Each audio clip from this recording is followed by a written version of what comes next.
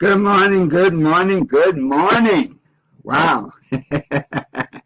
Thank you, everybody, for being here. This is Dr. Herbert Harris, and I'd like to welcome you to Success Mentorship call number 112. These classes are based on our book, of course, The 12 Universal Laws of Success, which is available on Amazon or through our website, herbertharris.com. And we have these classes every Saturday morning at 8 a.m. Eastern, and we would greatly appreciate it if you could share our broadcast with your friends and contacts every Saturday morning. So let's get busy. Welcome, Andre. Thank you so much for joining us, and all of my friends today. Our topic for today is Imagine a World. This is Success Mentorship, call number 112, Imagine a World. And I picked this topic, and by the way, this is going to be a two-part series. Part one today, I picked this topic because we are literally coming out of a crisis.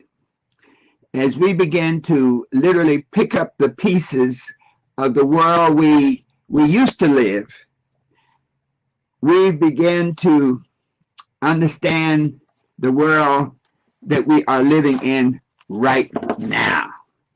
And I like to think about that because there's so many, you might say, nuances there.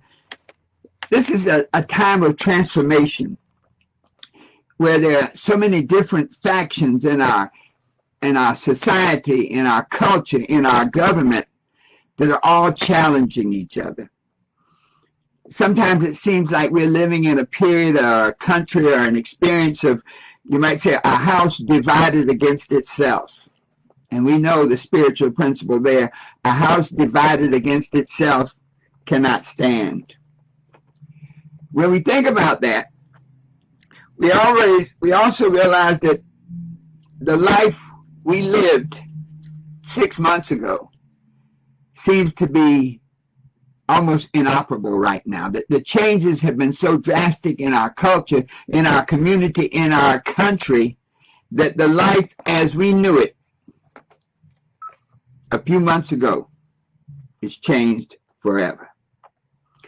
You know, I always love to begin with a quote, and there's a quote that I think is very apropos to this message, and it says that imagination and creativity can change the world.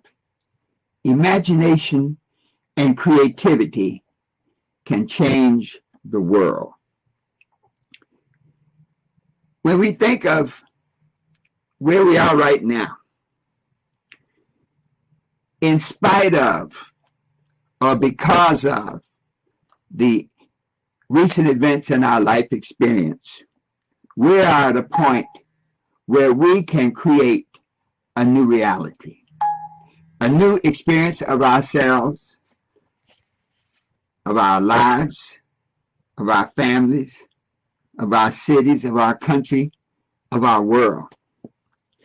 And this new experience that we can create can come from our imagination. You see, the world we live in is really a projection of somebody's imagination. The world we live in right now is the projection or the intersection of the imaginations of different people. Not just ourselves, but the imaginations of different people, different entities. For example, this world is a layer of manifested imagination. There's the political layers. There's a world created by the political layers of Democrat, Republican, Independent, all the different political factions. That's a world projected through that collective imagination. There's a world that the layer of economic imaginations. You know, the haves have a completely different perspective of the world than the have-nots. And so we live in an intersection of the haves and the have-nots, where this economic experience we're having is so radically different depending on where you are on the economic scale. We live in layers of racial understanding, where certain race, where certain people, certain race, certain experience, we're living right now. We live in layers of, you might say, social imagination, where each group of people has a feeling, has a vision of a world that is so different from everybody else. And so, if we think about this, I guess the thought is, how do we use this possibility, this potential for creating a world?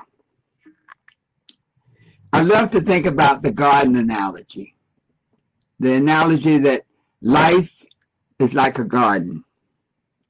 That in that garden you have flowers, beautiful flowers, and the flowers in your garden, your personal garden, are the good ideas, the good thoughts, the good people, the good relationships, the positive emotions, the good habits, all of the things that enhance and uplift you.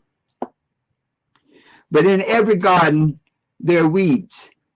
And the interesting thing about the garden concept is you never have to plant weeds. Nobody plants weeds, but a portion, really the aspect of the yin-yang nature of the universe is that wherever there's positive, there's always going to be a negative. There was a movie once called Oh God with, I think, George Burns. I just dated myself, okay. But in it, George Burns was portraying God, and a little boy asked him, he said, if you're God, then, why do you create sickness? Why do you create death? Why do you create all these bad things? And George Burns answered, he said, that's a great question. He said, being God, I've never been able to figure out how I could create an up without a down, how I could create light without darkness.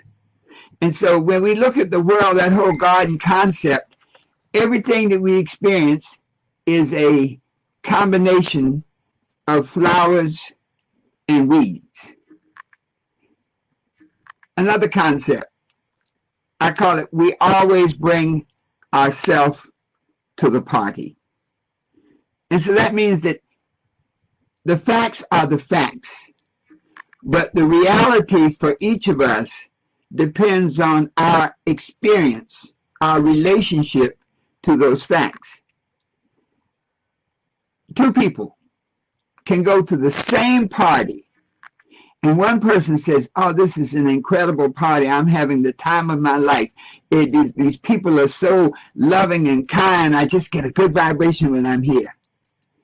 The person standing right next to him that walked in the door with him, that was raised in the same household with him, can even have the same parents, will say, what a terrible party. All these people are stuck up. Everybody's walking around pretending to be something they are not.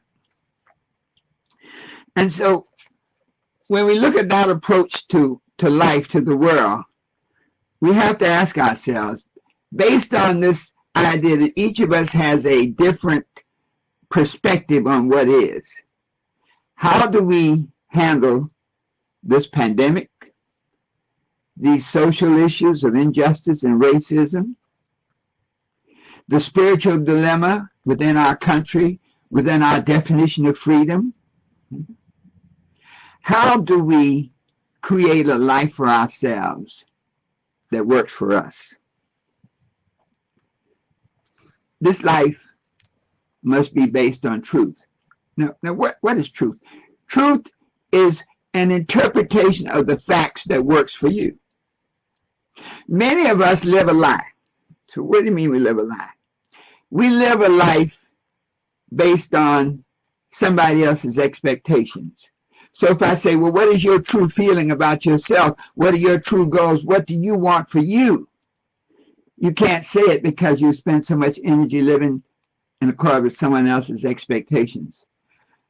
My friend Andre Saunders wrote a song once, and it said, world, please help me to find myself because I woke up this morning to learn that I've been living the life of somebody else other than me.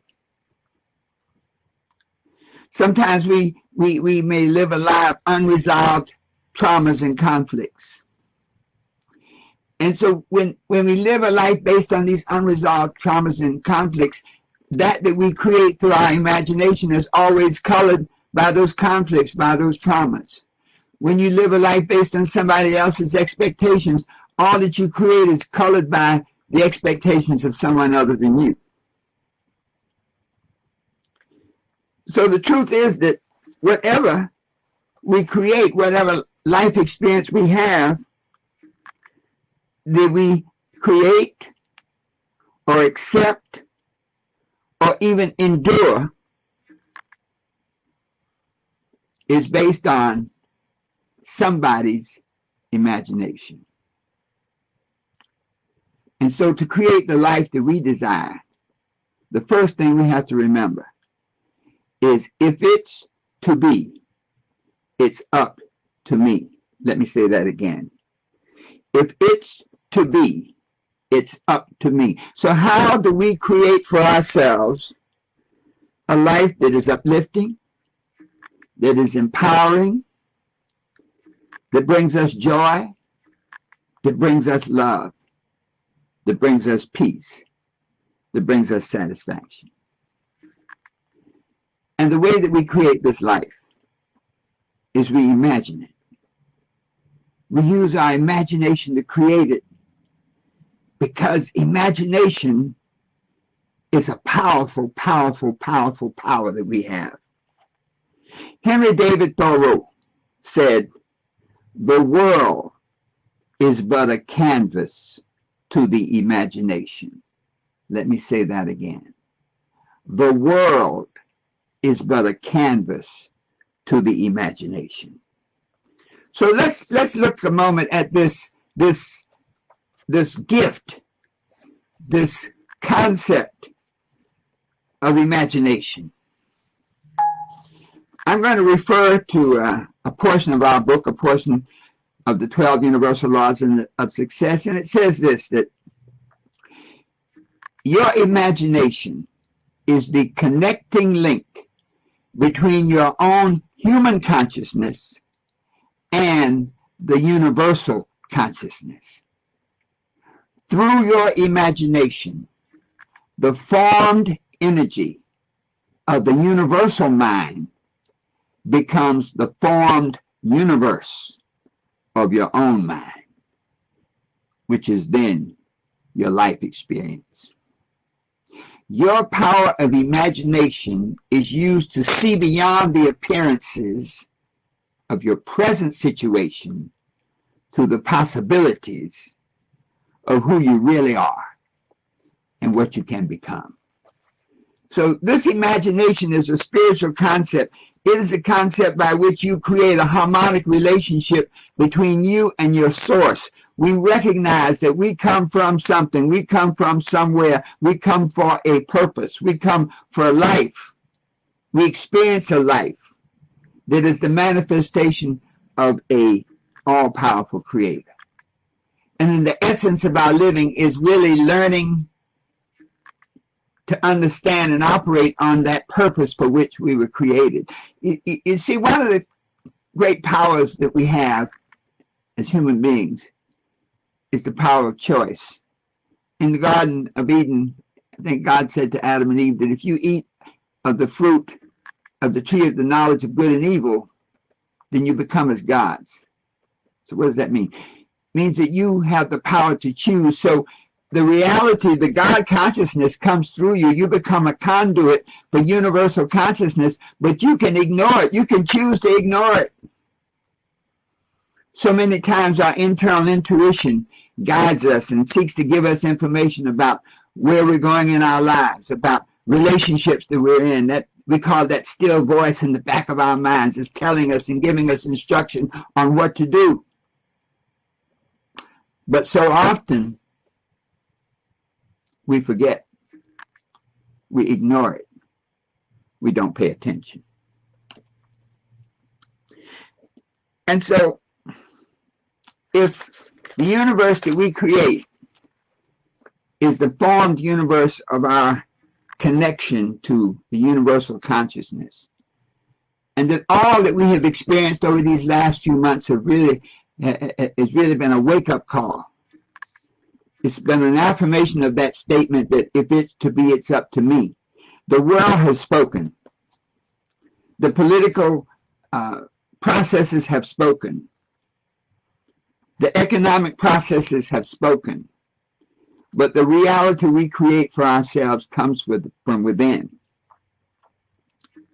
So what is this first step? The first step is to recognize that our power of imagination gives us the ability to see beyond our present circumstances to the potential and the possibilities of who we would like to become. Imagination is the vision, is the blueprint of the life you would like to live. So how do we create this new vision? How do we create this vision of that which we want to experience, the life that we want to live? How do we go from where we are to where we want to be? When we look at this process, a much more operative question is,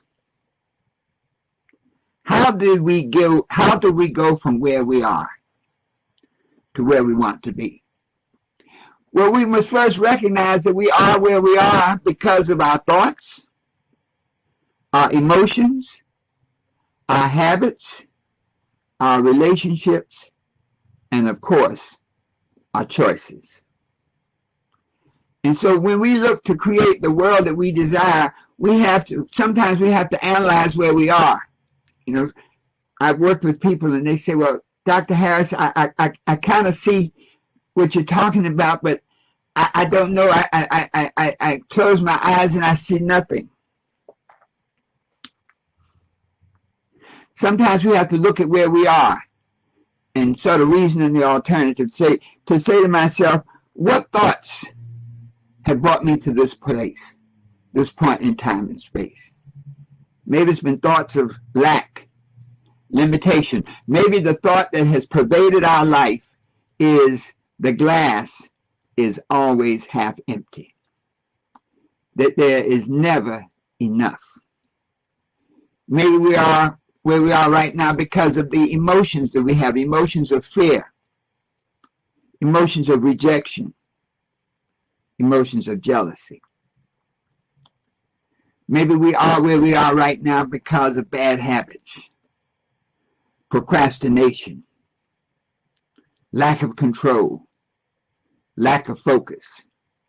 Maybe we are where we are right now because of bad relationships, of surrounding ourselves with people who don't love us, who don't care about us, who don't want to be with us, who don't uplift us. And so as we begin to create this new world for ourselves, sometimes we can just look at where we are and say, let me go the exact other way. Let me transform thoughts of lack and limitation to thoughts of abundance and possibility. People often say, well, how do you do that? One of my great teachers years ago, Tony Robbins, used to say, when you say you don't know how to do something, the question you say, well, okay, I don't know how to paint. I'm in a room in my studio. I don't know how to paint. So, okay. So Tony would say, well, if you did know how to paint, what would you do? And it's amazing. There's a mind shift that takes place when you eliminate that blockage of I don't know with if I did know. Powerful thought. So if I did know how to paint, what would I do? So, well, number one, I think I'd take down all the pictures off the wall. And I see there are cracks over there. I'd probably fill those cracks in with some kind of something. And then I'd probably wash the wall down because I see there's a lot of dust. There are a couple of cobwebs over there. Let me wipe the walls down. And so all of a sudden, your internal wisdom has told you what to do. And so now as you begin to create the new world, the new life for yourself through your imagination, say, what are the thoughts now? If I did have the life I wanted, I would be thinking thoughts of empowerment, thoughts of good thoughts, loving thoughts, If I create the life I want, I'd have emotions of confidence and emotions of love, emotions of faith and belief. If I create the life I want, I'd like the habits of maybe punctuality, the habits of do it now, the habits of get things done, the habit of completion. So many of us suffer from the habit of almost, but not quite. So just the law of completion, that whatever I start to do, I'm going to complete it. To look at the new relationships. What are the relationships that I'd like? If I had a good relationship, what would it look like? Oh, it would look loving. It would feel empowering. It would have people around me who look up to me, who say good things to me, who believe in me, who uplift me.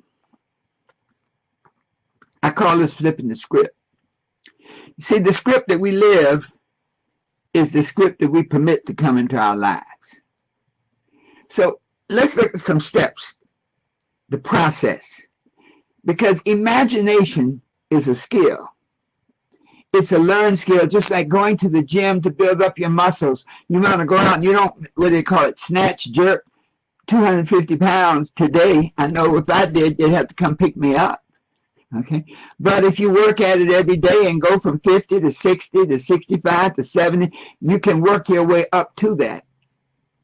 And so developing your skill, your power of imagination, we do some of the same things, and there's a section in the book, we call it How to Develop Your Creative Imagination, how to develop your imagination now so that you can better use it to create the life that you want. Let's look at these 6 steps.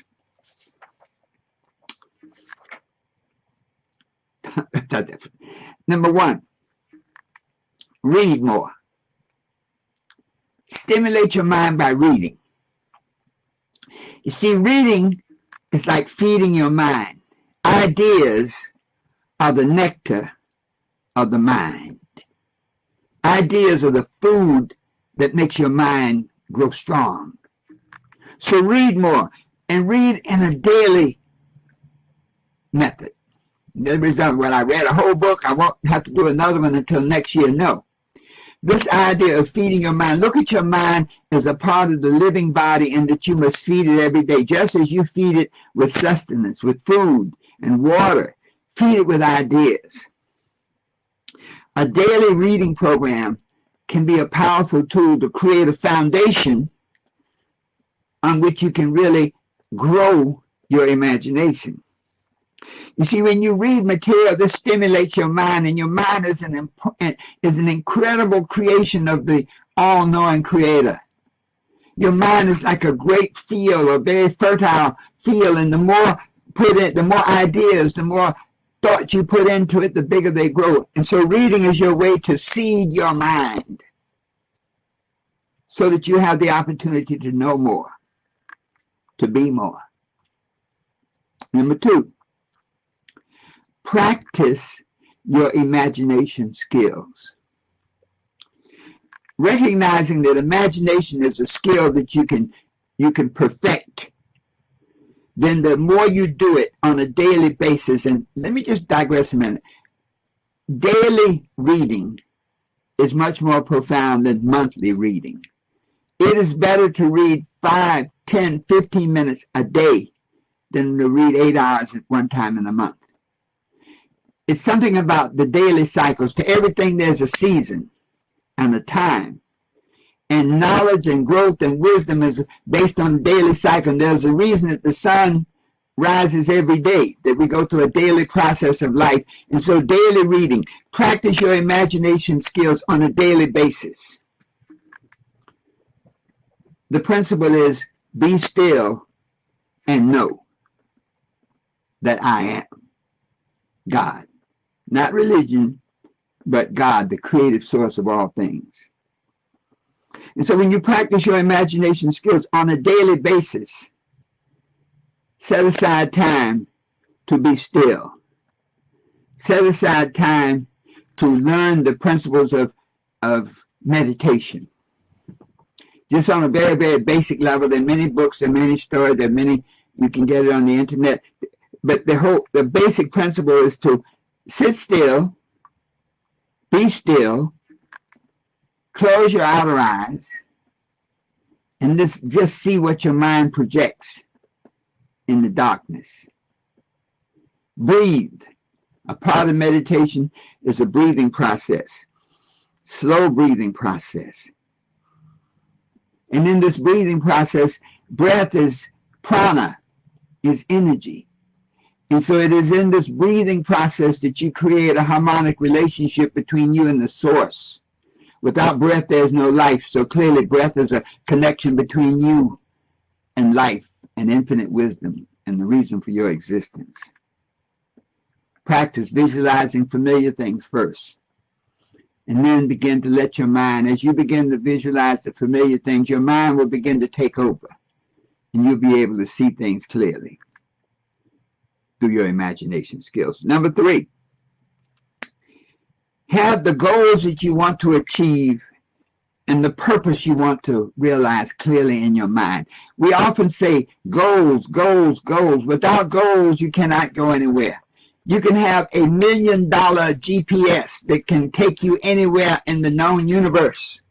But if you don't put in a destination, it's useless.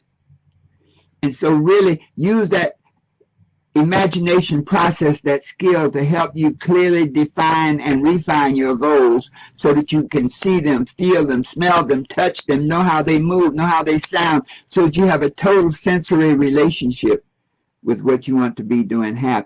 As you imagine this world that you would like to live, your experience of life, the goals are the stair steps to get you there. The vision is what there looks like to you. Number 4, develop your power of concentration. So once again, concentration is a learned skill, and one of the things that I challenge, I worry about with young people, that so many of the things that they interact with, the phone, the TV, the computer, don't foster concentration. They foster like quick relation, response, stimulation, response, stimulation, response. But concentration is your ability to focus your energies, your consciousness, your attention on a particular thing. So practice and develop your power of concentration. You see, within your concentration is desire. Desire is the fuel that makes your concentration work. The more you want something, once you paint the picture of that life that you want to live and experience, your desire through the process of concentration is what brings it about. It's what creates that harmonic relationship with it. It's what creates that vibrational level within you that then attracts all that you desire into your life experience. Number 5, control your moods and emotions. Your emotions and your moods are vehicles of the saboteur, are vehicles of the weeds. We talked about that garden that is your life. The emotions are those things, the weeds that can creep in and destroy your dream, your joy.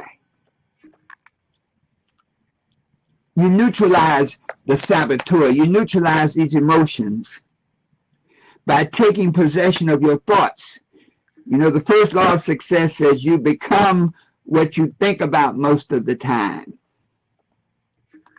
That a mind shall have whatsoever it thinks in its heart. And so the emotion is the heart is the emotional part of the thought.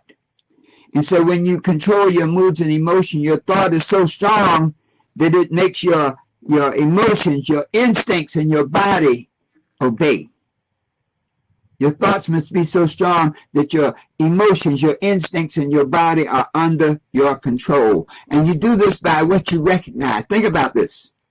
What you recognize, you energize. You give it your power. You give it your vibration. What you energize, what you give your vibration, your power, your attention to, you realize in your life experience. And then finally, number 6, choose good. Make good choices. Choose good based on listening to the inner voice inside. So choose the positive thoughts. that empower you. Choose the positive emotions that make you feel good about yourself and good inside. Choose the habits that bring desired results into your life. Choose the associations, the people who will honor you, uplift you, help you, and guide you. This is part one of Imagine a World. When you can do these things, when you can read, stimulate your mind, when you can practice your imagination until you become one with it, when you have your goals firmly and clearly and definitely in your mind and in your heart, when you develop your power of concentration and strengthen your energy of desire, when you control your moods and your emotions and make proper choices that validate that thought of it's to be, it's up to me, then you will truly create in your imagination the life that you desire to experience in your reality. Always knowing that the best is yet to come. And so it is.